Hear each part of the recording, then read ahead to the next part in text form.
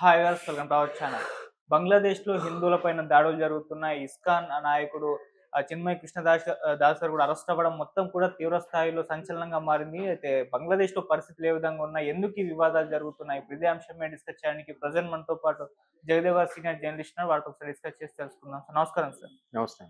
Sir, బంగ్లాదేశ్‌లో హిందువులపైన దాడులు జరగడం మనం చూస్తున్నాం సార్. ఆయన ఇస్కాన్ నాయకుడు చిన్మయ్ కృష్ణదాస్ గారు కూడా అరెస్ట్ అయ్యారు. అది కూడా సెన్సేషన్ క్రియేట్ చేసింది. ఇక్కడ చాలా మంది కూడా మాట్లాడుతున్నారు. అసలు ఏం జరిగింది అక్కడ? మీరేం చెప్తారు సార్? మీ ఒపీనియన్ ఏంటి? ప్రపంచవ్యాప్తంగా హిందూ దేవాలయాల విషయంలో గానీ, హిందూ సంప్రదాయ విషయంలో గానీ, మునుపటి కంటే ఇప్పుడు విశ్వగురువుగా, విశ్వ యోగా దేశముగా అవతరిస్తున్న భారతదేశము అన్ని దగ్గరలో కూడా విస్తరిస్తూ దీని యొక్క గొప్పతనాన్ని వ్యాప్తి చెందుతున్న నేపథ్యంలో హైందవ సిద్ధాంతం కూడా మెల్లమెల్లగా వృద్ధి చెందుతోంది.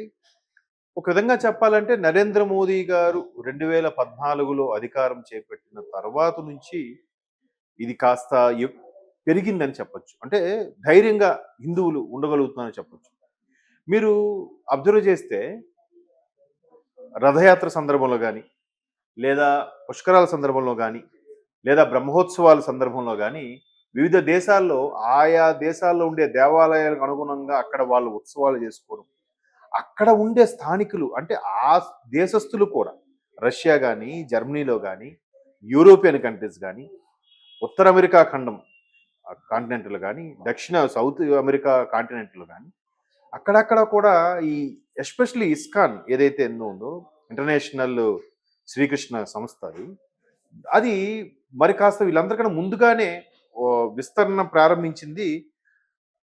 హైందవ సిద్ధాంతంలోనూ అలాగే జగద్గురు కృష్ణం వందే జగద్గురు అంటారు. ఆయన్ని జగద్గురువుగా భావించి విశ్వగురువుగా భారతదేశం అవతరించడానికి పునాది వేసింది మాత్రం నిజంగా మహానుభావుడు శ్రీల ప్రభుపాదులు వారి ఇస్కాన్ వ్యవస్థాపకులు. సో దాని తర్వాత హిందూ సిద్ధాంతం కూడా అక్కడక్కడ వ్యాప్తి చెందుతుంది. అయితే ఈ భారతదేశం దగ్గరికి వచ్చేసరికి మనకి పాకిస్తాన్ ఉంది, ఇటువైపు బంగ్లాదేశ్ ఉంది. బంగ్లాదేశ్ని తూర్పు పాకిస్తాన్ అనేవాళ్ళు. ఎందుకంటే సేమ్ ఆ బంగ్లా ఏది వ్యవహారం ఉందో అది అట్లాగే విడిపోయింది, పాకిస్తాన్ కూడా అలాగే విడిపోయింది. సో ఈ రెండు కూడా ముస్లిం మత రాజ్యాలు.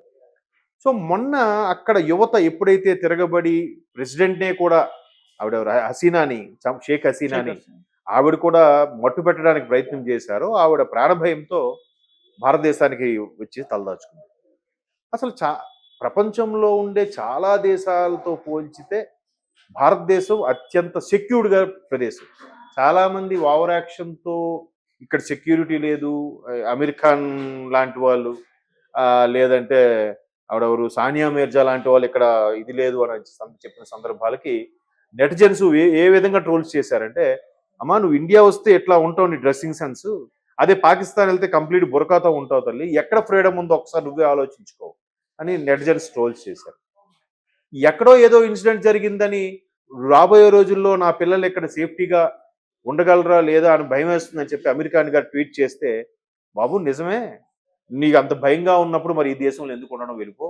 అది కాక తమలాంటి మహా నటులు ఒక అదే దేవాలయం ఏదో మన ద్వాదశ జ్యోతిలింగాలు ఏదో జ్యోతిలింగం వెళ్ళినప్పుడు చెప్పులతో వెళ్ళాడంట అక్కడ షూటింగ్ పర్పస్లో. మరి అది మీ సంస్కారం అన్నట్టు కూడా కొంతమంది ట్రోల్స్ చేశారు. అప్పుడులో మీకు బాగా వైరల్ అయింది, మీరు చూసారో లేదు. సో ఇట్లాగా ఉన్న దేశంలో కూడా ఇక్కడే సెక్యూర్గా ఉంది. వీళ్ళు చాలామంది సోకాల్డ్ దుబాయ్ వెళ్ళాం అలాగ ఉంది, ఇక్కడ ఉందంట, అక్కడ వెళ్ళండి, అక్కడ తోక జాడించిన నోటుకొచ్చిన వేసుకొని ఎక్కడ పడితే అక్కడ ఊసేయడం, ట్రాఫిక్ రూల్స్ ఫాలో అవ్వకపోవడం, సిగ్నల్ పాటించకపోవడం అక్కడ చేయమనండి.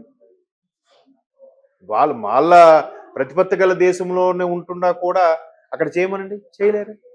ఈవెన్ అరబ్ షేక్లు కూడా ఒక దగ్గర ఎక్కడో హిందూ దేశం సంబంధించి ఒక శివాలయం ఓపెన్ చేసి వాళ్ళకి అక్కడ అందరితో పాటు వచ్చి పూజలు చేయడం, ఇవన్నీ కూడా వ్యాప్తి చెందుతున్న నేపథ్యంలో ఒక విధంగా హిందూ దేవాలయాల మీద వాటి మీద కక్షగట్టి తగ్గించాలని కూడా ప్రయత్నం చేస్తారు కదా. ఎప్పుడైతే అక్కడ దేశం యొక్క మనుగడకి ఇబ్బంది కలిగిందో శ్రీలంక లాగా బంగ్లాదేశ్ కూడా, ఏదైనా పేద దేశాలు కూడా అలాగే ఉంటాయి, మనిషిని పీక్కునే పరిస్థితులు వస్తుంటాయి. అలాంటి సందర్భంలో ఇంకా ప్రెసిడెంట్ మీద అటాక్ చేయడం, అందరూ ఎదురు తిరగడం, మిలిటరీని కూడా ఎదిరించడం అన్నీ జరిగిన తర్వాత మొత్తానికి ఈ యువత నిరుద్యోగులు ఎవరైతే ఉన్నారో వీళ్ళందరూ కాంప్రమైజ్ మిలిటరీతో ఎందుకు గొడవ మనలో మనకని చెప్పి కాంప్రమైజ్ చేసి ఒక చీఫ్ అడ్వైజర్గా మహమ్మద్ యూనస్ అని ఒక పెద్ద ఆయన నియమించారు. ప్రస్తుతానికి ఒక మిలిటరీ దీంట్లో ఉన్నా కూడా ఒక స్వయం ప్రతిపత్తిలా ప్రస్తుతం నడుస్తుంది. ఇంకా పూర్తి స్థాయిలో కుదురుకోలేదు. ఇదే అదనంగా చూసుకొని చాలా మంది ఇదే మన ఓన్లీ కేవలం ముస్లిం దేశం కాబట్టి వీళ్ళే ఉండి మిగతా వాళ్ళ మీద దాడులు చేద్దామని స్టార్ట్ చేశారు.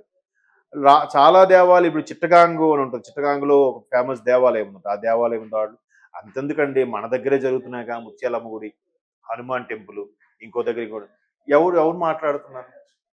లౌకిక రాజ్యం అని అంటారు. ఇక్కడ ఎవడు మాట్లాడి ఇంక అక్కడ బెటరు. అక్కడ ఇలా అన్ని జరుగుతుంటే ఆయన ఎవరు, చిన్మయ కృష్ణదాస్ ఆయన పేరు, ఆయన ఇస్కాన్ సంబంధించిన ఆయన ఇట్లా చేయడం కరెక్ట్ కాదు అని ఆయన ఖండిస్తే ఆయన్ని అరెస్ట్ చేసే ప్రయత్నం చేశారు. హిందువులు కూడా ఓచుకోత కోస్తున్నారు. ఒకప్పుడు ఇండియా పాకిస్తాన్ విడిపోయినప్పుడు కూడా ఒకటే గవర్నమెంట్ అనౌన్స్ చేశారు. ఏంటని, ఇక్కడ ఉండాలని ఉండొచ్చు, వెళ్ళిపోయాను వెళ్ళిపోవచ్చు అంటే చాలా మంది వెళ్ళిపోయారు. కొంతమంది లేదు, మేము ఈ గడ్డ మీద పుట్టాం, మాది ఇదే దేశం అనుకుని ఉన్నారు. ఈ రోజుకి అంత మంచి సానుభూతి మంచి వాళ్ళు చాలా మంది ఉన్నారు మన దగ్గర. సో అక్కడికి వెళ్ళిపోయిన వాళ్ళు ఏం చేశారు, అక్కడ నివసిస్తున్న వాళ్ళని ఓచకోత కోసారు. వెళ్తారా అని అప్పట్లోనే సుమారుగా 2 కోట్ల మందిని చంపేశారు. 2 crores దేశ విభజన సమయంలో. అంటే మనకి లెక్కకు వచ్చింది, ఇది లెక్కకు రాని విన్నాం. ఒక్కొక్కరు ప్రాణాలు, ఆడవాళ్ళు, పసిపిల్లలు ఆ నది దాటుకొని వస్తే వచ్చారు, రాలేక వాళ్ళ ఆస్తులు కొల్లగొట్టేసి. ఇంకా మరి ఆ మధ్యకాలంలో గోపీచంద్ గారి సినిమా ఒకటి వచ్చింది, సాహసం అని. మా తాతగారి ఆస్తి అక్కడ, నిధి ఎక్కడ ఉందనుకుని ఆయన వెళ్తాడు.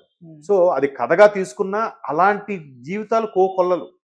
సో విభజన జరిగినప్పుడు సుమారుగా 32% ఎంతో ఉన్న హిందువులు ఈరోజు 2%కి ఎంతో ఉన్నారండి పాకిస్తాన్. అదే విభజన సమయంలో భారతదేశంలో ఉన్న హిందువులు ఎంత పర్సెంటేజ్ ఉన్నారు, ఇప్పుడు ఎంత పర్సెంటేజ్ ఉన్నారో చూడండి. సో ఇప్పుడు ఎక్కడ సెక్యూర్గా ఉంది, ఏ దేశం భద్రత కల్పిస్తుంది అన్ని మతాల వారికి, అన్ని కులాల వారికి? ఒక భారతదేశం.